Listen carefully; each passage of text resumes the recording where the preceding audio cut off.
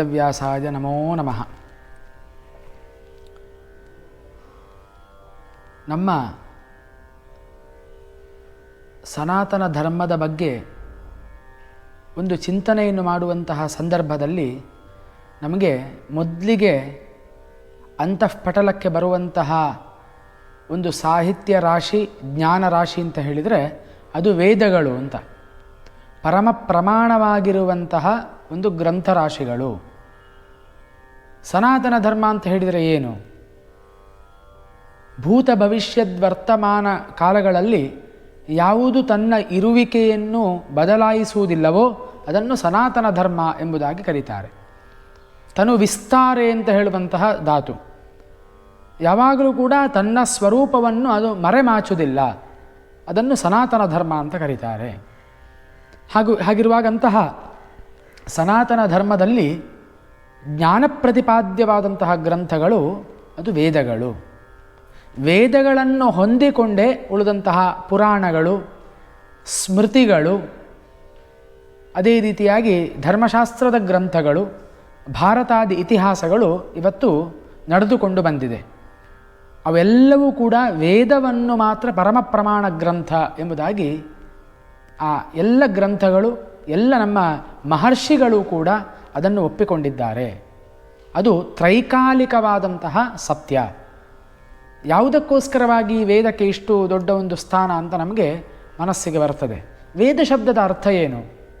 ವೇದ ಅಂತ ಹೇಳಿದರೆ ವಿದಜ್ಞಾನೆ ಅಂತ ಹೇಳುವಂತಹ ಧಾತುವಿನಿಂದ ನಿಷ್ಪನ್ನವಾದಂತಹ ಶಬ್ದ. ಜ್ಞಾನ ಅಂತ, ವೇದ ಅಂತ ಹೇಳಿದರೆ ಜ್ಞಾನ. ಜ್ಞಾನ ಅಂತ ಹೇಳಿದರೆ ಏನು? ಸಾಮಾನ್ಯವಾಗಿ ನಾವು ಲೌಕಿಕವಾಗಿ ನೋಡಿದಾಗ ಯಾವುದೋ ಒಂದು ವಿಚಾರ ನಮಗೆ ತಿಳಿದಾಗ ನನಗೆ ಈ ವಿಷಯದಲ್ಲಿ ಜ್ಞಾನ ಬಂತು ಅಂತ ನಾವು ಹೇಳ್ತೇವೆ. ಒಂದು ವಸ್ತು, ಆ ವಸ್ತುವನ್ನು ನಾವು ನೋಡಿರುವುದಿಲ್ಲ, ಆ ವಸ್ತುವಿನ ದರ್ಶನ ನಮಗೆ ಆಗ್ತದೆ, ಆಗ ಈ ವಸ್ತುವಿನ ಜ್ಞಾನ ನನಗೆ ಬಂತು ಅಂತ ಹೇಳ್ತೇವೆ ನಾವು. ಆದರೆ ಅದು ಲೌಕಿಕವಾದಂತಹ ವಿಚಾರ. ಅಲೌಕಿಕವಾದಂತಹ ಒಂದು ಬ್ರಹ್ಮ ವಸ್ತು ಅಂತ ಏನುಂಟು, ಅಥವಾ ಆತ್ಮಜ್ಞಾನ ಅಂತ ಏನುಂಟು, ಇದನ್ನು ಯಾವುದು ತಿಳಿಸ್ತದೆಯೋ ಅದನ್ನು ವೇದ ಅಂತ ಹೇಳ್ತಾರೆ. ಇದನ್ನು ಲೌಕಿಕ ವಿಷಯದಿಂದ ಈ ಬ್ರಹ್ಮವಸ್ತುವನ್ನು ಅಥವಾ ಆತ್ಮಜ್ಞಾನವನ್ನು ತಿಳ್ಕೊಳ್ಳಿಕ್ಕೆ ಸಾಧ್ಯ ಇಲ್ಲ. ಅದಕ್ಕೆ ಬಹಳ ಅದ್ಭುತವಾದಂತಹ ಸಾಧನೆಯನ್ನು ನಾವು ಮಾಡಬೇಕು. ಸಾಧನೆಯ ಪಥದಲ್ಲಿ ನಾವು ಎಷ್ಟೋ ವರ್ಷಗಳ ಕಾಲ ಹೋಗಬೇಕಾಗ್ತದೆ. ಆಗ ಆ ಪಥದಲ್ಲಿ ನಡೆದಾಗ, ವೇದ ಪಥದಲ್ಲಿ ನಡೆದಾಗ ನಮಗೆ ಜ್ಞಾನ ಅಂತ ಹೇಳುವಂಥದ್ದು ಪ್ರಾಪ್ತಿಯಾಗ್ತದೆ, ಸತ್ಯ ದರ್ಶನವಾಗ್ತದೆ. ಯಾಕೆ ಅಂತ ಕೇಳಿದರೆ ನಾವು ಒಂದು ಯೋಚನೆ ಮಾಡುವ. ನಮಗೆ ಮತ್ತು ಮನುಷ್ಯರಿಗೆ ಮತ್ತು ಪ್ರಾಣಿಗಳಿಗೇನು ವ್ಯತ್ಯಾಸ ಉಂಟು ಅಂತ. ಬೇರೆ ಎಲ್ಲವೂ ಕೂಡ ಸಾಮಾನ್ಯವೇ. ಹಸಿವಾದಾಗ ನಾವು ಕೂಡ ಹೊಟ್ಟೆ ತುಂಬಿಸಿಕೊಳ್ಳಲಿಕ್ಕೆ ಭೋಜನಾದಿಗಳನ್ನು ಮಾಡ್ತೇವೆ. ಪ್ರಾಣಿಗಳು ಕೂಡ ಅದನ್ನೇ ಮಾಡ್ತವೆ. ರಾತ್ರಿ ಹೊತ್ತಿನಲ್ಲಿಯೋ ಅಥವಾ ಶರೀರಕ್ಕೆ ಆಯಾಸವಾದಾಗ ನಿದ್ರೆಯನ್ನು ನಾವು ಮಾಡ್ತೇವೆ. ಪ್ರಾಣಿಗಳು ಕೂಡ ಅದನ್ನೇ ಮಾಡ್ತವೆ. ಸಂತಾನಾಭಿವೃದ್ಧಿಯನ್ನು ಮನುಷ್ಯನು ಕೂಡ ಮಾಡ್ತಾನೆ, ಪ್ರಾಣಿಗಳು ಕೂಡ ಮಾಡ್ತವೆ. ಹಾಗಾದರೆ ಈ ಮನುಷ್ಯನಿಗೆ ಯಾಕೆ ಇಷ್ಟು ದೊಡ್ಡ ಸ್ಥಾನ ಅಂತ ಕೇಳಿದರೆ, ಜ್ಞಾನವನ್ನು ಪಡ್ಕೊಳ್ಳುವಂತಹ ಶಕ್ತಿ ಇರುವಂಥದ್ದು, ಅಲೌಕಿಕವಾದಂತಹ ಜ್ಞಾನವನ್ನು ಪಡ್ಕೊಳ್ಳುವಂತಹ ಶಕ್ತಿ ಇರುವಂಥದ್ದು ಮನುಷ್ಯನಿಗೆ ಮಾತ್ರ. ಅದಕ್ಕೋಸ್ಕರವಾಗಿ ಜಂತೂನಾಂ ನರಜನ್ಮ ದುರ್ಲಭಮತಃ ಪುಂಸ್ತ್ವಂ ತಥೋ ವಿಪ್ರತ ಎಂಬುದಾಗಿ ಆಚಾರ್ಯ ಶಂಕರರು ಕೂಡ ತಮ್ಮ ಗ್ರಂಥದಲ್ಲಿ ಪ್ರತಿಪಾದನೆಯನ್ನು ಮಾಡಿದ್ದಾರೆ. ಮನುಷ್ಯ ಜನ್ಮದ ಒಂದು ಶ್ರೇಷ್ಠತೆ ಯಾವ ರೀತಿಯಾದದ್ದು ಅಂತ. ಅದಕ್ಕೆಲ್ಲ ಒಂದೇ ಕಾರಣ, ಜ್ಞಾನವನ್ನು ಪಡ್ಕೊಳ್ಳಿಕ್ಕೆ ಅಧಿಕಾರಿ ಅದು ಮನುಷ್ಯ. ಆದ್ದರಿಂದ ಆ ಜ್ಞಾನವನ್ನು ಪಡ್ಕೊಳ್ಬೇಕು ಅಂತಾದರೆ ನಾವು ವೇದ ಮಾರ್ಗದಲ್ಲಿ ಹೋಗಬೇಕಾಗ್ತದೆ. ವೇದಗಳನ್ನು ಅಧ್ಯಯನ ಮಾಡಬೇಕಾಗ್ತದೆ. ಅಧ್ಯಯನ ಮಾಡಿದರೆ ಸಾಲದು, ಅದರ ಅರ್ಥವನ್ನು ಅನುಸಂಧಾನ ಮಾಡಿಕೊಂಡು ಅದನ್ನು ಸ್ವಲ್ಪ ಮಟ್ಟಿಗಾದರೂ ನಮ್ಮ ಜೀವನದಲ್ಲಿ ಅಳವಡಿಸಿಕೊಂಡಾಗ ನಮಗೆ ಒಂದಲ್ಲ ಒಂದು ದಿವಸ ಸತ್ಯ ದರ್ಶನ ಆಗ್ತದೆ. ನಾವು ಕೇಳ್ಬೋದು, ಅಜ್ಞಾನ ಅಂತ ಹೇಳಿದರೆ ಹೇಗಿರ್ತದೆ, ಅಥವಾ ಬ್ರಹ್ಮ ವಸ್ತು ಅಂತ ಹೇಳಿದರೆ ಏನು, ಆತ್ಮಜ್ಞಾನ ಅಂತ ಹೇಳಿದರೆ ಏನೋ ದೊಡ್ಡ ದೊಡ್ಡ ಪದಗಳ ಅದೆಲ್ಲ. ಅದನ್ನು ನಾವು ಬಾಯಿಂದ ವಿವರಿಸಲಿಕ್ಕೆ ಸಾಧ್ಯ ಇಲ್ಲ. ಯಾವುದೋ ಒಂದು ತಿನ್ನುವಂತಹ ತಿಂಡಿಯನ್ನು ತಿಂದು ಇದು ಅದರ ರುಚಿ ಹೇಗಿತ್ತು ಅಂತ ನಾವು ಹೇಳ್ಬೋದು. ಆದರೆ ಇದನ್ನು ನಾವು ಹೇಳಲಿಕ್ಕೆ ಸಾಧ್ಯ ಇಲ್ಲ. ಇದು ಅನುಭವ ವೇದ್ಯವಾದದ್ದು. ಅದೇ ರೀತಿಯಾಗಿ ಇನ್ನೊಬ್ಬನ ಅನುಭವದಿಂದ ತಿಳ್ಕೊಳ್ಳಿಕ್ಕೂ ಸಾಧ್ಯ ಇಲ್ಲ. ತಮಗೆ ಸ್ವಯಂ ಆಗಿ ಅದು ಅನುಭವ ವೇದ್ಯವಾದ ಕಾರಣ ಅದಕ್ಕೆ ನಾವು ಬಹಳಷ್ಟು ಶ್ರಮವನ್ನು ಪಡಬೇಕಾಗ್ತದೆ, ಸಾಧನೆಯನ್ನು ಮಾಡಬೇಕಾಗ್ತದೆ. ಆದ್ದರಿಂದ ಆ ವೇದ ಅಂತ ಹೇಳುವಂಥದ್ದು ಜ್ಞಾನ ಅಂತ ಹೇಳುವಂತಹ ಒಂದು ಅರ್ಥವನ್ನು ನಮಗೆ ತಿಳಿಸ್ತಾ ಇದೆ. ಅಂತಹ ವೇದಗಳನ್ನು ವೇದವ್ಯಾಸ ಮಹರ್ಷಿಗಳು ನಮಗೆ ಅನುಗ್ರಹವನ್ನು ಮಾಡಿದರು. ಮತ್ತು ಇನ್ನೊಂದು ನಮಗೆ ವೇದದ ವಿಶೇಷತೆ ಅಂತ ಕೇಳಿದರೆ ಅಪೌರುಷೇಯ ಅಂತ ಹೇಳ್ತೇವೆ. ವೇದಗಳನ್ನು ಅಪೌರುಷೇಯ ಅಂತ ಹೇಳಿದರೆ ಯಾವ ಪುರುಷನಿಂದಲೂ ಕೂಡ ಸೃಷ್ಟಿಸಲ್ಪಟ್ಟದ್ದಲ್ಲ ಅಥವಾ ಬರೆಯಲ್ಪಟ್ಟದ್ದಲ್ಲ. ಅದು ಸ್ವಯಂವಾಗಿ ಭಗವಂತನ ಮುಖಕಮಲದಿಂದ ಹೊರಗೆ ಬಂದಂತಹ ಒಂದು ಜ್ಞಾನ ರಾಶಿಗಳದು. ಈಗ ನಾವು ನೋಡುವ ಪುರಾಣಗಳನ್ನು ನೋಡಿದರೆ 18 ಪುರಾಣ 18 ಉಪಪುರಾಣಗಳನ್ನು ವೇದವ್ಯಾಸ ಮಹರ್ಷಿಗಳು ರಚಿಸಿದರು. ಅದೇ ರೀತಿಯಾಗಿ ಇತಿಹಾಸ, ಭಾರತಾದಿ ಇತಿಹಾಸಗಳನ್ನು ಕೂಡ ಅದಕ್ಕೆ ಕರ್ತೃಗಳಿದ್ದಾರೆ. ಎಲ್ಲದಕ್ಕೂ ಕೂಡ ಕರ್ತೃಗಳಿಲ್ಲದೆ ಯಾವುದೂ ಕೂಡ ಆಗುವುದಿಲ್ಲ. ಹಾಗಿರುವಾಗ ಆದರೆ ವೇದಗಳನ್ನು ಹಾಗಲ್ಲ, ವೇದಗಳು ಸ್ವಯಂ ಆಗಿ ಭಗವಂತನ ಮುಖಕಮಲದಿಂದ ಹೊರಗೆ ಬಂದ ಕಾರಣ ಅದಕ್ಕೆ ಅಷ್ಟು ಒಂದು ಮಹತ್ವ. ಈ ವೇದವ್ಯಾಸ ಮಹರ್ಷಿಗಳು ಏನು ಮಾಡಿದ್ರು ಕೇಳಿದರೆ ಅನಂತವಾದಂತಹ ವೇದರಾಶಿ, ಅನಂತ ವೈ ವೇದಾ ಅಂತ ಹೇಳಿದ್ದಾರೆ. ವೇದರಾಶಿ ಅಂತ ಹೇಳುವಂಥದ್ದು ಅನಂತವಾದದ್ದು. ಈ ಅನಂತವಾದಂತಹ ವೇದರಾಶಿಗಳನ್ನು ಅವರು ವಿಭಾಗಿಸಿದರು. ವಿವ್ಯಾಸ ವೇದಾನ್ ಯಸ್ಮಾತ್ ಸಹ ವೇದವ್ಯಾಸ ಇತೀರಿತಃ ಅಂತ ಹೇಳ್ತಾರೆ. ವೇದಗಳನ್ನು ಅಧ್ಯಯನದ ಅನುಕೂಲಕ್ಕೋಸ್ಕರವಾಗಿ ವಿಭಾಗಿಸಿದ ಕಾರಣ ಅವರನ್ನು ವೇದವ್ಯಾಸರು ಅಂತ ಕರೀತಾರೆ. ನಿಜವಾಗಿ ಅವರು ವ್ಯಾಸರು, ಆದರೆ ವೇದಗಳನ್ನು ವಿಭಾಗಿಸಿದ ಕಾರಣ ಅವರು ವೇದವ್ಯಾಸರು ಎಂಬುದಾಗಿ ಪ್ರಸಿದ್ಧತೆಯನ್ನು ಪಡ್ಕೊಂಡಿದ್ದಾರೆ. ಅವರು 4 ವೇದಗಳನ್ನು ಋಗ್ವೇದ, ಯಜುರ್ವೇದ, ಸಾಮವೇದ, ಅಥರ್ವವೇದ ಎಂಬುದಾಗಿ ವಿಭಾಗವನ್ನು ಮಾಡಿ ಯಾರಿಗೆ ಅಧ್ಯಯನ ಮಾಡಲಿಕ್ಕೆ ತುಂಬ ಶ್ರದ್ಧೆ ಇದೆ ಅವರಿಗೆ ಬೇಕಾದಂತಹ ವ್ಯವಸ್ಥೆಯನ್ನು ಮಾಡಿಕೊಟ್ರು.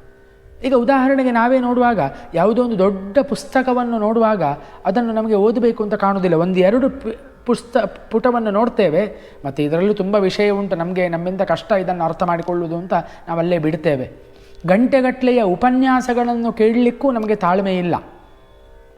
ಸಣ್ಣದಾಗಿದ್ದರೆ, ವಿಷಯಗಳು ಸಣ್ಣದಾಗಿದ್ದರೆ ಅದನ್ನು ನಾವೇನು ಮಾಡ್ತೇವೆ, ಬೇಗ ಓದ್ತೇವೆ, ಅದನ್ನು ಗ್ರಹಿಸ್ತೇವೆ. ಹಾಗೆ ಅನಂತವಾದಂತಹ ವೇದರಾಶಿಗಳನ್ನು ನೋಡಿ ಮನುಷ್ಯನು ಹೆದರಿ ಎಲ್ಲಿಯಾದರೂ ಇದರ ಅಧ್ಯಯನವನ್ನೇ ಮಾಡದೇ ಬಿಟ್ಟಾನು ಎಂಬ ವಿಚಾರವನ್ನು ವೇದವ್ಯಾಸರು ತಿಳಿದುಕೊಂಡು ಅವರು ಆ ವೇದಗಳನ್ನು ವಿಭಾಗವನ್ನು ಮಾಡಿಕೊಟ್ರು. ಅಂತಹ ಪ್ರಾತಸ್ಮರಣೀಯರು ಭಗವಾನ್ ವೇದವ್ಯಾಸರು. ಋಗ್ವೇದ, ಯಜುರ್ವೇದ, ಸಾಮವೇದ, ಅಥರ್ವವೇದ ಎಂಬುದಾಗಿ ಅವರು ವಿಭಾಗವನ್ನು ಮಾಡಿಕೊಟ್ರು. ಈಗ ವೇದ ಅಂತ ನಾವು ಹೇಳ್ತೇವೆ, ಈ ವೇದ ಶಬ್ದದ ಅರ್ಥ ಏನು ಅಂತ ಕೇಳಿದರೆ ಒಂದು ಕಡೆಯಲ್ಲಿ ನಾನು ಹೇಳಿದಾಗೆ ಜ್ಞಾನ ಅಂತ ಹೇಳುವಂತಹ ಅರ್ಥವನ್ನು ಕೊಡ್ತದೆ.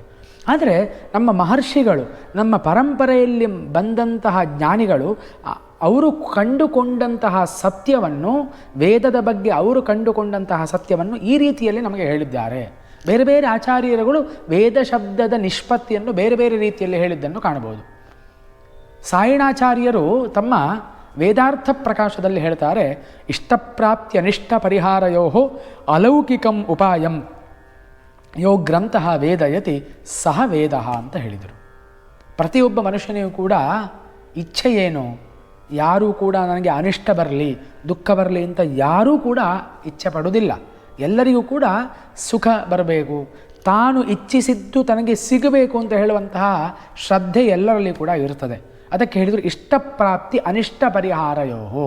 ಇಷ್ಟ ಪ್ರಾಪ್ತಿಯಾಗಬೇಕು, ಅನಿಷ್ಟ ಪರಿಹಾರ ಆಗಬೇಕು.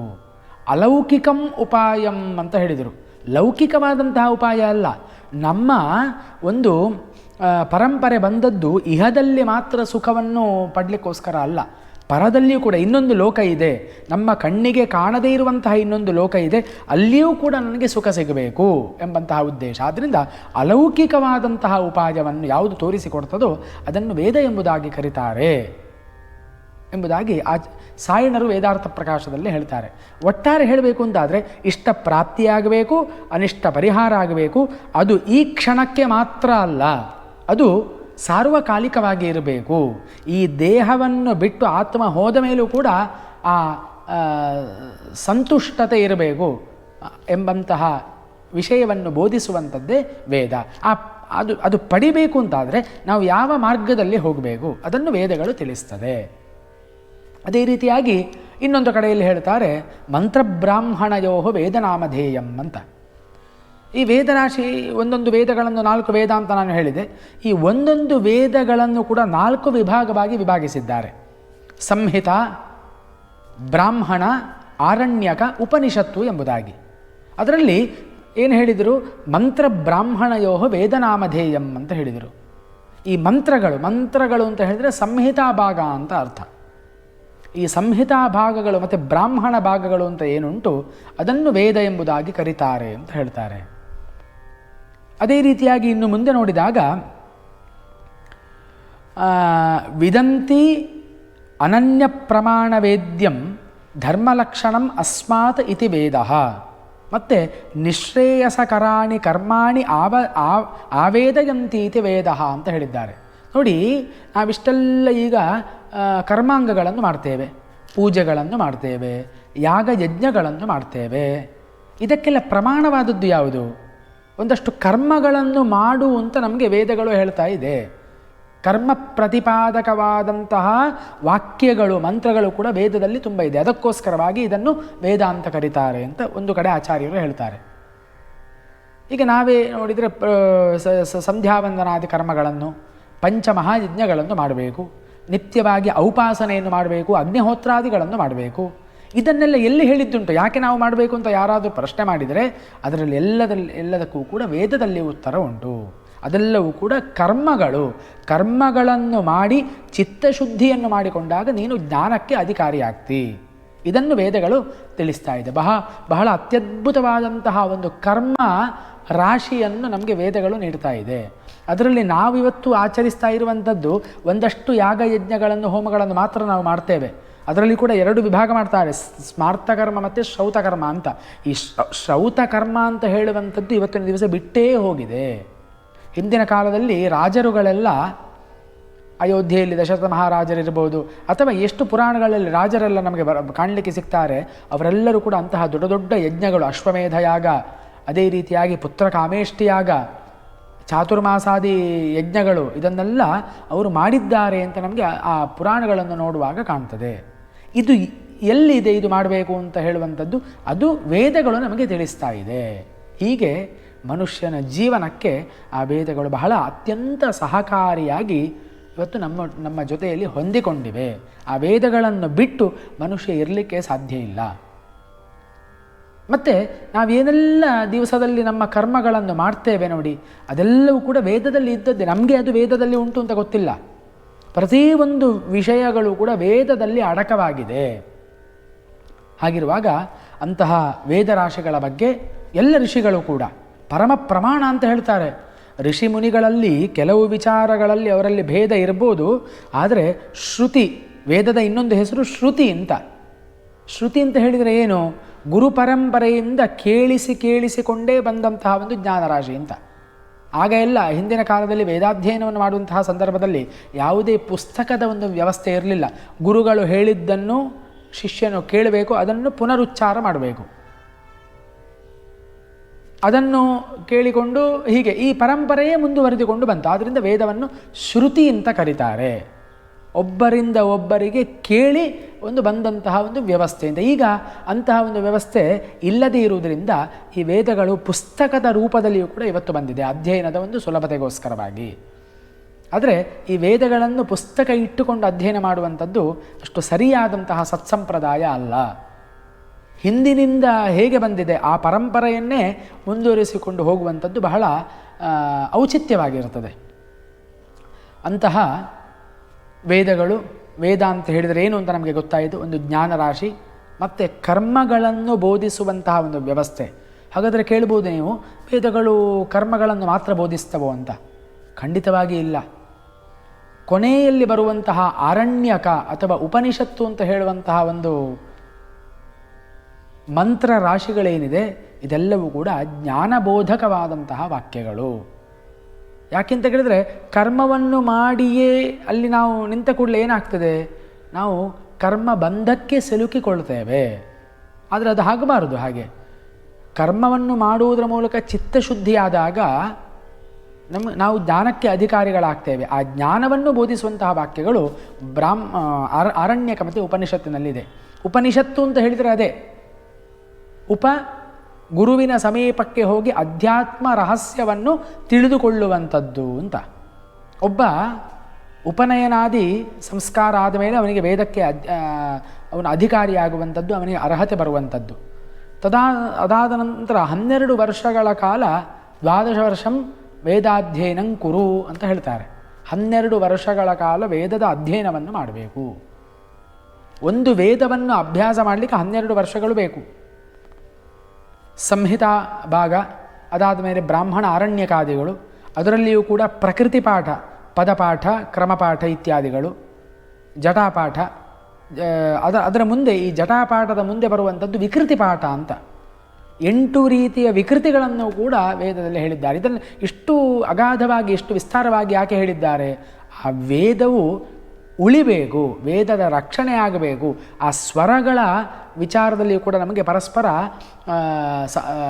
ತೊಂದರೆಗಳು ಬರಬಾರ್ದು, ಸಂಶಯಗಳು ಬರಬಾರ್ದು ಎಂಬಂಥ ದೃಷ್ಟಿ ಇಟ್ಟುಕೊಂಡು ನಮ್ಮ ದಾರ್ಶನಿಕರು ಅಥವಾ ನಮ್ಮ ಋಷಿಮುನಿಗಳು ಅಧ್ಯಯನಕ್ಕೆ ಇಷ್ಟು ದೊಡ್ಡ ವ್ಯವಸ್ಥೆಯನ್ನು ಮಾಡಿಕೊಟ್ಟಿದ್ದಾರೆ. ಹಾಗಿರುವಾಗ ಅಂತಹ ವೇದದಲ್ಲಿ ತುಂಬ ವಿಚಾರಗಳು ಬರ್ತದೆ. ಆ ಋಗ್ವೇದ ಅಂತ ಹೇಳುವಂಥದ್ದು, ಅದರಲ್ಲಿಯೂ ಕೂಡ ಏನು ಋಗ್ವೇದದ ವಿಶೇಷತೆ ಏನು ಅಂತ ನಾವು ಯೋಚನೆಯನ್ನು ಮಾಡಿದಾಗ, ಒಂದೊಂದು ವೇದಗಳು ಒಂದೊಂದು ವಿಷಯದ ಕುರಿತಾಗಿ ಹೆಚ್ಚಿನ ವಿಷಯಗಳನ್ನು ಹೇಳುತ್ತದೆ. ಎಲ್ಲ ವೇದದಲ್ಲಿ ಎಲ್ಲ ವಿಚಾರವೂ ಕೂಡ ಉಂಟು. ಆದರೆ ಈ ಯಜ್ಞ ಪ್ರಕ್ರಿಯೆಯನ್ನು ಒಂದು ಇಟ್ಟುಕೊಂಡು ನಾವು ಮಾತಾಡುವುದು ಅಂತಾದರೆ, ಈ ಯಜ್ಞದಲ್ಲಿ ದೇವತೆಗಳನ್ನು ಆಹ್ವಾನ ಮಾಡುವಂತಹ ಒಂದು ಕೆಲಸ ಋಗ್ವೇದಿಗಳದ್ದು. ಋಗ್ವೇದದಲ್ಲಿ ಮಂತ್ರಗಳುಂಟು, 10,552 ಮಂತ್ರಗಳುಂಟು. ಈ ಮಂತ್ರಗಳ ಮೂಲಕವಾಗಿ ದೇವತೆಗಳನ್ನು ಆ ಯಜ್ಞ ಭೂಮಿಗೆ ಆಹ್ವಾನಿಸುವಂಥದ್ದು. ಬಂದಂತಹ ದೇವತೆಗೆ ಯಜುರ್ವೇದಿಯು ತನ್ನ ಮಂತ್ರಗಳಿಂದ ಆಹುತಿಯನ್ನು ಕೊಡ್ತಾನೆ. ತದನಂತರ ಸಾಮವೇದಿಯು ಆ ದೇವತೆಗಳಿಗೆ, ಆ ಹವಿಸ್ಸಿನಿಂದ ಸಂಪ್ರೀತರಾದಂತಹ ದೇವತೆಗಳಿಗೆ ಸಾಮಗಾನದ ಮೂಲಕವಾಗಿ, ವೇದ ಅಂತ ಹೇಳಿದರೆ ಅದು ಸಂಗೀತಕ್ಕೆ ಮೂಲವಾದಂತಹ ವೇದ, 7 ಸ್ವರಗಳುಂಟು ಅದರಲ್ಲಿ. ಆ ಗಾನದ ಮೂಲಕವಾಗಿ ಆ ದೇವತೆಗಳನ್ನು ಸಂತೋಷಪಡಿಸ್ತಾನೆ. ಹೀಗೆ ಮತ್ತು ಅಥರ್ವ ವೇದ ಅಂತ ಹೇಳಿದರೆ ಅದು ಸ್ವಲ್ಪ ಲೌಕಿಕ ವಿಚಾರಗಳಿರುವಂತಹ ವೇದ. ಅದರಲ್ಲಿ ಈ ವನಸ್ಪತಿಗಳ ಬಗ್ಗೆ ಅಥವಾ ಆಯುರ್ವೇದದಲ್ಲಿರುವಂತಹ ಔಷಧಿ ಗಿಡಮೂಲಿಕೆಗಳ ಬಗ್ಗೆ ಮತ್ತು ಕೆಲವು ಆಭಿಚಾರಾದಿ ದೋಷಗಳಾದಾಗ ಅದನ್ನು ಪರಿಹಾರ ಮಾಡಿಕೊಳ್ಳುವ ಬಗ್ಗೆ, ಹೀಗೆ ಲೌಕಿಕವಾದಂತಹ ವಿಚಾರಗಳು ಆ ಅಥರ್ವ ವೇದದಲ್ಲಿ ಅಡಕವಾಗಿದೆ. ಹೀಗೆ ವೇದಗಳನ್ನು ಯಜ್ಞದ ಒಂದು ಕಲ್ಪನೆಯನ್ನು ಇಟ್ಟುಕೊಂಡು ಈ ರೀತಿಯಲ್ಲಿ ವಿಭಾಗ ಮಾಡಿದ್ದನ್ನು ಕಾಣಬಹುದು. ಈಗ ಋಗ್ವೇದದ ವಿಚಾರವಾಗಿ ನಾವು ಮಾತಾಡುವುದು ಅಂತಾದರೆ, ವೇದದಲ್ಲಿ ಎಲ್ಲ ವಿಷಯಗಳುಂಟು. ನಾನಾಗ ಹೇಳಿದ ಹಾಗೆ ಪ್ರತಿಯೊಂದು ವಿಚಾರವೂ ಕೂಡ ವೇದದಲ್ಲಿ ಅಡಕವಾಗಿದೆ. ಯಾವುದು ಅಂತ ಕೇಳಿದರೆ, ಲೌಕಿಕ ವಿಷಯಗಳೂ ಕೂಡ ಇದೆ, ಅಲೌಕಿಕ ವಿಷಯಗಳೂ ಇದೆ, ರಾಜನೀತಿಯ ವಿಚಾರಗಳು ಇದೆ, ಅದೇ ರೀತಿಯಾಗಿ ಔರ್ಧ್ವದೇಹಿಕ ವಿಚಾರಗಳು ಕೂಡ ಇದೆ. ಎಲ್ಲ ವಿಚಾರಗಳು ಕೂಡ ವೇದದಲ್ಲಿ ಅಡಕವಾಗಿದೆ. ಅದಕ್ಕೆ ನಮಗೆ ಋಗ್ವೇದವೇ ಪ್ರಮಾಣ. ಋಗ್ವೇದವನ್ನು ನೋಡಿದರೆ ನಮಗೆ ಕಾಣ್ತದೆ. ಈ ಋಗ್ವೇದ ಅಂತ ಹೇಳುವಂಥದ್ದು, ನಾನು ಪೂರ್ವದಲ್ಲಿ ಹೇಳಿದ ಹಾಗೆ 10,552 ಮಂತ್ರಗಳಿಂದ ಕೂಡಿದೆ. ಇಲ್ಲಿ ಪ್ರಧಾನವಾಗಿ ಸ್ತುತಿಸಲ್ಪಡುವಂತಹ ದೇವತೆ ಅಂತ ಹೇಳಿದರೆ ಇಂದ್ರ. ಇಂದ್ರ ಆದಮೇಲೆ 2ನೇ ಸ್ಥಾನ ಇರುವಂಥದ್ದು ಅಗ್ನಿಯದ್ದು. ಅದೇ ರೀತಿಯಾಗಿ ಮರುತ್ ದೇವತೆಗಳು, ಅದೇ ರೀತಿಯಾಗಿ ವಿಷ್ಣು ಮತ್ತು ಬೇರೆ ಬೇರೆ ದೇವತೆಗಳನ್ನು ಕೊಂಡಾಡಿದ್ದಾರೆ. ಇಲ್ಲಿ ಈಗ ನಾವು ಏನು ಈಗಿನ ಪ್ರಪಂಚದಲ್ಲಿ ನಾವು ದೇವತೆಗಳನ್ನು ಪೂಜೆ ಮಾಡ್ತಾ ಇದ್ದೇವೆ, ಬೇರೆ ಬೇರೆ ದೇವತೆಗಳನ್ನು ನಾವು ಪೂಜಿಸ್ತೇವೆ. ಈಶ್ವರ ಅಥವಾ ದೇವಿ ಅಥವಾ ಆಂಜನೇಯ ಅಥವಾ ರಾಮ, ಈ ಯಾವ ದೇವತೆಗಳ ಬಗ್ಗೆಯೂ ಕೂಡ ವೇದದಲ್ಲಿ ವಿಚಾರ ಇಲ್ಲ. ಅದು ಬಹಳ ಮುಖ್ಯವಾದದ್ದು. ವೇದದಲ್ಲಿ ಇರುವಂತಹ ಒಂದು ವಿಚಾರ ಪ್ರಾಕೃತಿಕವಾದಂತಹ ಶಕ್ತಿಗಳದ್ದು. ಇಂದ್ರ ಅಂತ ಹೇಳಿದರೆ ಅವನು ಅಂತರಿಕ್ಷಕ್ಕೆ ಸಂಬಂಧಪಟ್ಟಂತಹ ಒಬ್ಬ ದೇವತೆ. ಈ ಮೋಡ ಮಿಂಚು ಅಂತ ಏನು ನಾವು ಹೇಳ್ತೇವೆ ಅದಕ್ಕೆ ಸಂಬಂಧಪಟ್ಟಂತಹ ದೇವತೆ. ಅಗ್ನಿ ಅಂತ ಹೇಳಿದರೆ ಬೆಂಕಿ, ಅದು ಪಂಚಭೂತದಲ್ಲಿ ಒಂದು ಮುಖ್ಯವಾಗಿ ಇರುವಂಥದ್ದು. ಹೀಗೆ ಮರುದ್ದೇವತೆಗಳು, ಮರುತ್ತು, ವಾಯು ಅಂತ ಹೇಳಿದರೆ ಗಾಳಿ, ಮತ್ತು ಸೂರ್ಯ ಅವನು ಕೂಡ ಪ್ರಾಕೃತಿಕವಾದಂತಹ ದೇವತೆಗಳನ್ನು ಕುರಿತಾಗಿ ವೇದ ಹೇಳ್ತಾ ಇದೆ. ಯಾಕೆ ಅಂತ ಕೇಳಿದರೆ ಪ್ರಾಕೃತಿಕ ಸಮತೋಲನ ಅಂತ ಹೇಳುವಂಥದ್ದು ಬಹಳ ಮುಖ್ಯವಾದದ್ದು. ಅದಕ್ಕೋಸ್ಕರವಾಗಿ ವೇದದಲ್ಲಿ ಹೆಚ್ಚಾಗಿ ಪ್ರಕೃತಿ ಸಂಬಂಧವಾದಂತಹ ದೇವತೆಗಳನ್ನೇ ಋಷಿಗಳು ಕೊಂಡಾಡ್ತಾ ಇದ್ದಾರೆ. ಈಗ ನಾವೇನು ಒಂದಷ್ಟು ದೇವತೆಗಳ ಪೂಜೆಯನ್ನೆಲ್ಲ ಮಾಡ್ತಾ ಇದ್ದೇವೆ, ಇದೆಲ್ಲ ಪುರಾಣ ಕಾಲದ ನಂತರ ಬಂದಂತಹ ಒಂದು ಕಲ್ಪನೆ. ಶುದ್ಧ ವೇದದಲ್ಲಿ ಇದು ಯಾವುದೂ ಕೂಡ ಕಾಣಲಿಕ್ಕೆ ಸಿಗುವುದಿಲ್ಲ. ನಮ್ಮ ಆಂಜನೇಯ ಅಥವಾ ದೇವಿ ಅಥವಾ ರಾಮ, ಕೃಷ್ಣ, ಈ ಯಾವ ದೇವತೆಗಳ ಸುದ್ದಿಯೂ ಕೂಡ ವೇದದಲ್ಲಿ ಕಾಣಲಿಕ್ಕೆ ಸಿಗುವುದಿಲ್ಲ. ಆದ್ದರಿಂದ ಆ ವೇದದಲ್ಲಿ ಆ ದೇವತೆಗಳ ಬಗ್ಗೆ ಸ್ತುತಿಯನ್ನು ಮಾಡ್ತಾ ಮಾಡ್ತಾ ಹೋಗ್ತಾರೆ. ಲೌಕಿಕ ಅಲೌಕಿಕಾದಿ ವಿಚಾರಗಳು ಕೂಡ ವೇದದಲ್ಲಿ ಬರ್ತದೆ. ಮೊದಲಿಗೆ ಋಗ್ವೇದವನ್ನು ನಾವು ನೋಡುವಾಗ ಅಗ್ನಿಮೇಳೆ ಪುರೋಹಿತಂ ಯಜ್ಞಸ್ಯ ದೇವ ಮೃತ್ವಿಜಂ ಹೋತಾರಂ ರತ್ನಧಾತಮಂ ಎಂಬುದಾಗಿ ಋಗ್ವೇದವು ಪ್ರಾರಂಭ ಆಗ್ತದೆ.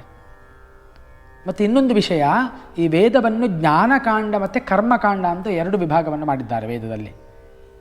ಅದೇ ನಾನು ಹೇಳಿದ ಹಾಗೆ ಕರ್ಮಕಾಂಡ ಯಾಗ ಯಜ್ಞಗಳ ಬಗ್ಗೆ ತುಂಬ ವಿಚಾರವನ್ನು ಮಾಡ್ತಾ ಹೋಗಿ, ಅದೇ ಕೊನೆಯಲ್ಲ ಕರ್ಮವು ಪರಿಸಮಾಪ್ತಿಯಾಗುವಂಥದ್ದು ಯಾವಾಗ ಅಂತ ಕೇಳಿದರೆ ಜ್ಞಾನವನ್ನು ಪಡ್ಕೊಂಡಾಗ ಅಂತ ಜ್ಞಾನಕಾಂಡದ ಬಗ್ಗೆಯೂ ಕೂಡ ಆರಣ್ಯಕ ಉಪನಿಷತ್ತುಗಳಲ್ಲಿ ತುಂಬ ವಿಚಾರ ವಿಮರ್ಶೆಯನ್ನು ಮಾಡಿದ್ದು ಕಾಣಬಹುದು.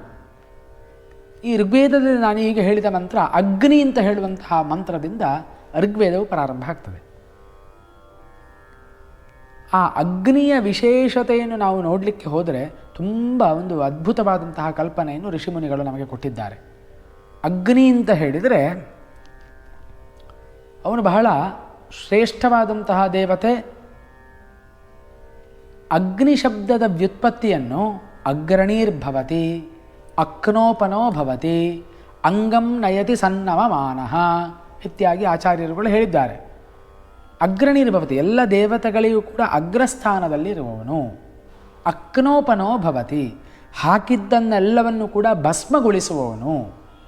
ಅಗ್ನಿಗೆ ನೀವು ಯಾವುದೇ ವಸ್ತುವನ್ನು ಹಾಕಿ ಅದೆಲ್ಲವೂ ಕೂಡ ಭಸ್ಮವಾಗಿ ಹೋಗ್ತದೆ. ದೇವಾನಾಂ ಸೇನಾನಿಹಿ ಅಂತ ಹೇಳಿದ್ದಾರೆ. ದೇವತೆಗಳಿಗೆ ಇವನು ಸೇನಾನಿ. ಈ ಅಗ್ನಿ ಅಂತ ಹೇಳುವಂತಹ ದೇವತೆ ಒಂದು ಕ್ಷಣ ಇಲ್ಲದಿದ್ದರೂ ಕೂಡ ದೇವತೆಗಳೆಲ್ಲ ಪ್ರಕ್ಷುಬ್ಧರಾಗಿ ಹೋಗ್ತಾರಂತೆ. ಯಾಕೆ ಅಂತ ಕೇಳಿದರೆ ದೇವತೆಗಳಿಗೆ ದೂತ ಇಮ.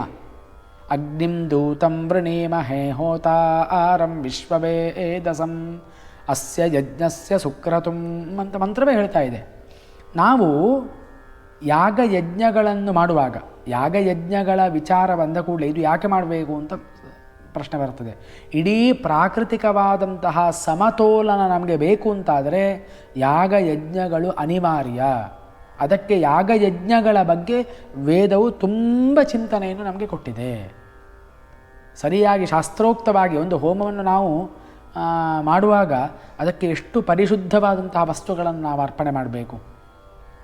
ಶುದ್ಧವಾದಂತಹ ದನದ ತುಪ್ಪ, ಅದೇ ರೀತಿಯಾಗಿ ಅದಕ್ಕೆ ಉಪಯೋಗಿಸುವಂತಹ ಕಾಷ್ಠಾದಿಗಳು, ಅದಕ್ಕೆ ಹೇಳಿದಂತಹ ವೃಕ್ಷಗಳ ಕಾಷ್ಠಗಳನ್ನೇ ಉಪಯೋಗಿಸುವಂಥದ್ದು. ಅದಕ್ಕೆ ಆ ಹವನಕ್ಕೆ ಬೇರೆ ಬೇರೆ ಹವಿಸ್ಸುಗಳನ್ನು ಹಾಕ್ತೇವೆ, ಅದರಲ್ಲಿರುವಂತಹ ಶುದ್ಧತೆ. ಮತ್ತು ಮಂತ್ರಶುದ್ಧಿ, ಮಂತ್ರವೂ ಕೂಡ ತುಂಬ ಸ್ಪಷ್ಟವಾಗಿ ಉಚ್ಚರಿಸಿ ವೇದ ಮಂತ್ರಗಳನ್ನು ಆ ದೇವತೆಗಳಿಗೆ ಆಹುತಿಯನ್ನು ಕೊಡುವಂಥದ್ದು. ಇದೆಲ್ಲ ಏಕೀಕರಣವಾದಾಗ ಅಲ್ಲಿ ತುಂಬ ಪ್ರಾಕೃತಿಕವಾದಂತಹ ಒಂದು ಸಮತೋಲನ ಉಂಟಾಗ್ತದೆ. ಇವತ್ತೇನಾಗಿದೆ ಅಂತ ಕೇಳಿದರೆ ನಮ್ಮಲ್ಲಿ ಶುದ್ಧತೆ ಇಲ್ಲ, ದ್ರವ್ಯ ಶುದ್ಧಿ ಇಲ್ಲ, ಮಂತ್ರಶುದ್ಧಿ ಇಲ್ಲ. ಒಂದು ಹೋಮಕ್ಕೆ ತುಪ್ಪ ಬೇಕು ಅಂತಾದರೆ ಹೊರಗಿನಿಂದ ನಾವು ದನದ ತುಪ್ಪವನ್ನು ತರ್ತೇವೆ ಅಂಗಡಿಯಿಂದ. ಅದರಲ್ಲಿ ಎಷ್ಟು ಶುದ್ಧತೆ ಉಂಟು ಅಂತ ಹೇಳುವಂಥದ್ದು ಪ್ರಶ್ನಾರ್ಥಕವಾದದ್ದು. ಅದೇ ರೀತಿಯಾಗಿ ಕರ್ಮದಲ್ಲಿ ಶ್ರದ್ಧೆಯೂ ಕೂಡ ನಮಗೆ ಕಮ್ಮಿಯಾಗಿದೆ. ಅದೇ ರೀತಿಯಾಗಿ ಮಂತ್ರ, ನಾವು ಹೇಳುವಂತಹ ಮಂತ್ರದಲ್ಲಿ ಶುದ್ಧತೆ ಇಲ್ಲ. ಇದೆಲ್ಲದರಿಂದಾಗಿ, ಈ ವೈಪರೀತ್ಯಗಳಿಂದಾಗಿ ಇವತ್ತು ಒಂದು ಯಜ್ಞವನ್ನು ಯಾಗವನ್ನು ಮಾಡಿದರೆ ಅದರಿಂದ ಉಕ್ತವಾದಂತಹ ಫಲ ನಮಗೆ ಸರಿಯಾಗಿ ಸಿಗ್ತಾ ಇಲ್ಲ. ಅದಕ್ಕೆ ಮುಖ್ಯ ಕಾರಣ ನಮ್ಮಲ್ಲಿರುವಂತಹ ತಪ್ಪು. ಅದನ್ನು ನಾವು ತಪ್ಪು ಮಾಡಿ, ನಾನು ಇಂಥ ಹೋಮ ಮಾಡಿದೆ, ಇಂಥ ಯಜ್ಞವನ್ನು ಮಾಡಿ ನನಗೆ ಸರಿ ಫಲ ಸಿಗಲಿಲ್ಲ ಅಂತ ಹೇಳಿದರೆ ಅದು ನಮ್ಮ ಅಜ್ಞಾನ ಆಗ್ತದೆ. ಆದ್ದರಿಂದ ವೇದ ಹೇಳಿದ ರೀತಿಯಲ್ಲಿ ನಾವು ಕರ್ಮವನ್ನು ಮಾಡಿದ್ದೆ ಅಂತಾದರೆ ಅದರಿಂದ ಉಂಟಾಗುವಂತಹ ಫಲ ನಮಗೆ 100% ಪ್ರಾಪ್ತಿಯಾಗ್ತದೆ. ಇದಕ್ಕೆ ಎಷ್ಟೋ ಸಾವಿರಾರು ಉದಾಹರಣೆಗಳನ್ನು ನಾವು ಕೊಡ್ಬೋದು. ಭೋಪಾಲ್ ಅಗ್ನಿ ದುರಂತವನ್ನು ನೋಡಿದರೆ ನಮಗೆ ಗೊತ್ತಾಗ್ತದೆ. ಅಲ್ಲಿ ಹತ್ತಿರದಲ್ಲಿ ಇದ್ದಂತಹ ಅಗ್ನಿಹೋತ್ರಿಗಳ ಮನೆಗೆ ಅಷ್ಟು ಇಡೀ ಆ ಗ್ರಾಮವೇ ಸುಟ್ಟು ಹೋದರೂ ಕೂಡ ಅಲ್ಲಿರುವಂತಹ ಅಗ್ನಿಹೋತ್ರಿಗಳ ಮನೆಗೆ ಏನೂ ಆಗಲಿಲ್ಲ ಅಂತ. ಯಾಕೆ? ಅವರು ಪ್ರತಿ ದಿವಸವೂ ಕೂಡ ಶುದ್ಧ ದನದ ತುಪ್ಪದಿಂದ ಅಗ್ನಿಹೋತ್ರಾದಿಗಳನ್ನು ಮಾಡ್ತಾಯಿದ್ರು. ಅದಕ್ಕೋಸ್ಕರವಾಗಿ ಅಲ್ಲಿ ಒಂದು ಛಾಯೆಯೇ ಇರ್ತದೆ, ವಿಶೇಷವಾದಂತಹ ಒಂದು ಚೈತನ್ಯವೇ ಆ ಪ್ರದೇಶವನ್ನು ವ್ಯಾಪಿಸಿಕೊಂಡಿರ್ತದೆ. ಅದು ನಮಗೆ ರಕ್ಷಣೆಯನ್ನು ಕೊಡ್ತದೆ. ಆದ್ದರಿಂದ ನಾನು ಈಗ ಏನು ಹೇಳ್ತಾ ಇದ್ದೆ ಅಂತ ಕೇಳಿದರೆ, ಅಗ್ನಿಯ ಕುರಿತಾಗಿ. ಅಂತಹ ಅಗ್ನಿ ಇಲ್ಲ ಅಂತಾದರೆ ದೇವತೆಗಳೆಲ್ಲ ಪ್ರಕ್ಷುಬ್ಧರಾಗಿ ಹೋಗ್ತಾರೆ.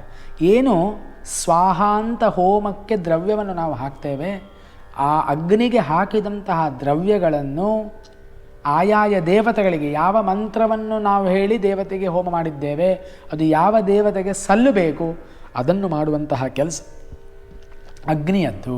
ಆದ್ದರಿಂದ ಅಗ್ನಿಂ ದೂತಂ ವೃಣೀಮಹೇ ಹೋತಾರಂ ವಿಶ್ವವೇದಸಂ ಎಂಬುದಾಗಿ ಹೇಳಿದ್ದಾರೆ. ಇಂತಹ ಅಗ್ನಿಯ ಬಗ್ಗೆ ನಾವು ಚಿಂತನೆಯನ್ನು ಮಾಡಿದಾಗ ಅವನು ಎಲ್ಲ ಕಡೆ ಇದ್ದಾನೆ. ತ್ರೀಣಿ ಜಾನ ಪರಿಭೂಷಂತ್ಯಸ್ಯ ಸಮುದ್ರ ಏಕಂ ದಿವ್ಯೇಕಮಪ್ಸು ಅಂತ ಹೇಳಿದ್ದಾರೆ. ಈ ಅಗ್ನಿಗೆ 3 ವಿಧವಾದಂತಹ ಜನ್ಮಸ್ಥಾನಗಳು. ತ್ರೀಣಿ ಜಾನ, ಸಮುದ್ರ ಏಕಂ, ಸಮುದ್ರದಲ್ಲಿದ್ದಾನೆ ಅಗ್ನಿ. ಹೇಗೆ? ವಡವಾನಲ ರೂಪದಲ್ಲಿದ್ದಾನೆ. ದ್ಯುಲೋಕದಲ್ಲಿದ್ದಾನೆ. ಹೇಗೆ ಅಂತ ಕೇಳಿದರೆ ಮಿಂಚಿನ ರೂಪದಲ್ಲಿದ್ದಾನೆ. ಅಪ್ಸು, ನೀರಿನಲ್ಲಿಯೂ ಕೂಡ ಅಗ್ನಿಯ ಅಂಶ ಇದೆ ಅಂತ ಹೇಳಿದರೆ ಅದು ಹೇಗೆ ಆ ಅಲೆಗಳು ಬರ್ತದೆ, ಆ ಅಲೆಗಳು ಅಷ್ಟು ಪ್ರಭಾವದಿಂದ ಬರಲಿಕ್ಕೆ ಕಾರಣ ಆ ಒಳಗಿರುವಂತಹ ಅಗ್ನಿಯ ಒಂದು ಚೈತನ್ಯದಿಂದಾಗಿ. ನಮ್ಮಲ್ಲಿಯೂ ಕೂಡ ಇದ್ದಾನೆ, ನಮ್ಮ ಶರೀರದಲ್ಲಿಯೂ ಕೂಡ ಅಗ್ನಿ ಇದ್ದಾನೆ. ನಾವಿಷ್ಟೆಲ್ಲ ಆಹಾರವನ್ನು ತಿಂತೇವೆ, ಆ ಆಹಾರ ಜೀರ್ಣ ಆಗಿ ಹೋಗ್ತದೆ ಅಂತ ಹೇಳಿದರೆ ಅದಷ್ಟು ಸುಲಭವಾದಂತಹ ಕೆಲಸವ? ಅಲ್ಲಿಯೂ ಕೂಡ ಅಗ್ನಿಯು ಜಠರಾಗ್ನಿ ರೂಪದಲ್ಲಿದ್ದಾನೆ. ಭಗವಂತನೇ ಹೇಳಿದ್ದಾನಲ್ಲ ಗೀತೆಯಲ್ಲಿ, ಅಹಂ ವೈಶ್ವಾನರೋ ಭೂತ್ವ ಪ್ರಾಣಿನಾಂ ದೇಹಮಾಶ್ರಿತಃ ಪ್ರಾಣಾಪಾನ ಸಮಾಯುಕ್ತ ಪಚಾಮಿ ಅನ್ನಂ ಚತುರ್ವಿಧಂ. ನಾನೇ ಜಾಠರಾಗ್ನಿ ರೂಪದಿಂದ ಇದ್ದುಕೊಂಡು ಮನುಷ್ಯನು ಸೇವಿಸುವಂಥ ಆಹಾರವನ್ನು ಪಚನ ಮಾಡ್ತೇನೆ ಅಂತ ಹೇಳಿದ್ದಾನೆ. ಅಂತಹ ಅಗ್ನಿ ಎಲ್ಲ ಕಡೆಯೂ ಕೂಡ ವ್ಯಾಪಿಸಿಕೊಂಡಿದ್ದಾನೆ.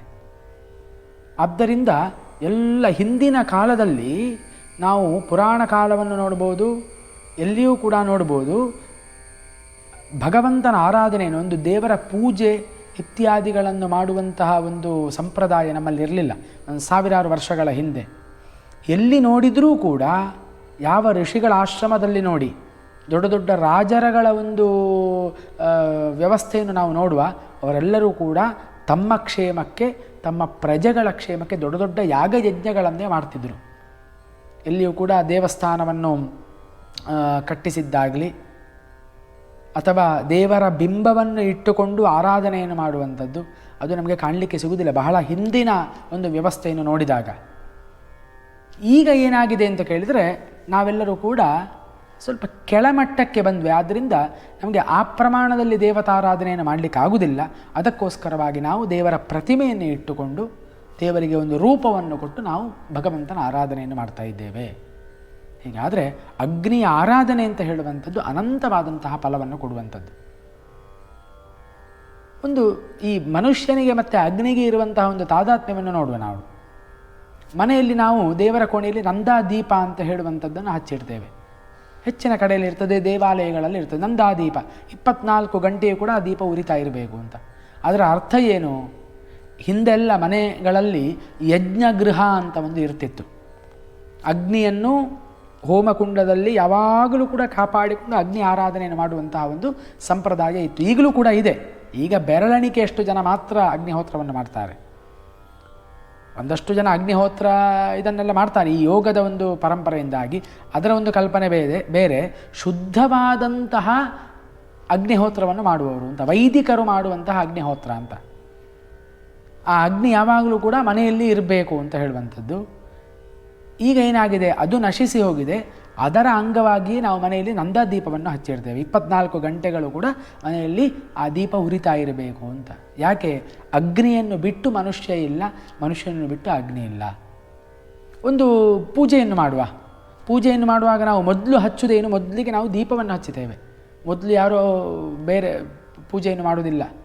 ಮೊದಲು ಪೂಜೆಯನ್ನು ಪ್ರಾರಂಭ ಮಾಡುವಾಗ ಪುರೋಹಿತರು ಹೇಳುವಂಥದ್ದು ಮೊದಲು ದೀಪ ಹಚ್ಚಿ ಅಂತ. ಹಾಗಾದರೆ ಆ ಅಗ್ನಿಗೆ ಎಷ್ಟು ಒಂದು ಪ್ರಾಧಾನ್ಯತೆ ಉಂಟು ಅಂತ ಹೇಳುವಂಥದ್ದನ್ನು ನಾವು ತಿಳ್ಕೊಳ್ಬೇಕಾಗ್ತದೆ. ಹಾಗೆ ಇಂದ್ರ, ಅಗ್ನಿ, ಮರುದ್ದೇವತೆಗಳು ಹೀಗೆ ಒಂದಷ್ಟು ದೇವತೆಗಳನ್ನು ಋಗ್ವೇದದಲ್ಲಿ ವರ್ಣಿಸಿಕೊಂಡು ಹೋಗಿದ್ದಾರೆ. ಅದೇ ರೀತಿಯಾಗಿ ಆಯಾಯ ವೇದಗಳಿಗೆ ಸಂಬಂಧಪಟ್ಟಂತಹ ಒಂದು ಉಪನಿಷತ್ತುಗಳು ಕೂಡ ಇವೆ. ಉಪನಿಷತ್ತು ಅಂತ ಹೇಳಿದರೆ ನಾನು ಆಗ ಹೇಳಿದ ಹಾಗೆ ಅದು ನಮಗೆ ಜ್ಞಾನಕಾಂಡ ಅಂತ, ನಮಗೆ ವಿಶೇಷವಾದಂತಹ ಮನುಷ್ಯ ಜನ್ಮದ ಪರಮಾರ್ಥವನ್ನು ತಿಳಿಸುವಂತಹ ಒಂದು ವ್ಯವಸ್ಥೆ, ಅದು ಉಪನಿಷತ್ತುಗಳು. ಇಲ್ಲಿಗೆ ಮುಗಿಲಿಲ್ಲ, ಇನ್ನೂ ಒಂದು ನಿಮ್ಮಲ್ಲಿ ಬಾಕಿ ಇದೆ. ಅದನ್ನು ಈ ಮೂಲಕವಾಗಿ ತಿಳ್ಕೊಂಡು ನೀವು ನಿಮ್ಮ ಮನುಷ್ಯ ಜನ್ಮದ ನಿರ್ದಿಷ್ಟವಾದಂತಹ ಒಂದು ಸಾಧನೆಯನ್ನು ಮಾಡಿ ಅದರಿಂದ ಆ ನಿರ್ದಿಷ್ಟವಾದಂತಹ ಫಲವನ್ನು ಅನುಭವಿಸಿ ಎಂಬುದಾಗಿ ನಮಗೆ ಆ ಉಪನಿಷತ್ತುಗಳು ಹೇಳ್ತಾ ಇದೆ.